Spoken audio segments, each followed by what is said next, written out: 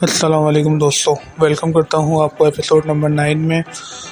पहले की वीडियो की तरह आज भी मैं आपके लिए 10 ऐसे इंटरेस्टिंग फैक्ट लेकर आया हूँ जो आपको शॉक कर देंगे। अगर आपने मेरी प्रीवियस वीडियो नहीं देखी तो मैं आपसे रिक्वेस्ट करूँगा कि आप मेरी वीडियो जाके देखें।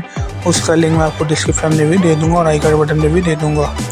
सो वीडियो को स्टार्ट करते हैं, लेकिन उससे पहले मैं आपसे छोटी रिक्वेस्ट करूँगा कि आप वीडियो को पूरा देखिएगा, चैनल को सब्सक्राइब करिएगा। सो चलिए स्टार्ट करते हैं।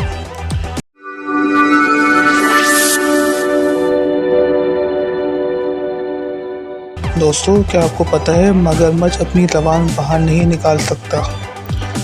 चूंटी नशे की हालत में हमेशा अपने दाईं तरफ गिरती है। तमाम कतबी रीछ बाएं हाथ वाले होते हैं।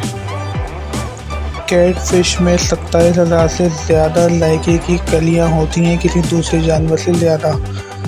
एक कॉकरोच भूख से मरने से पहले अपने सर के बगैर 9 दिन जिंदा रह सकता है।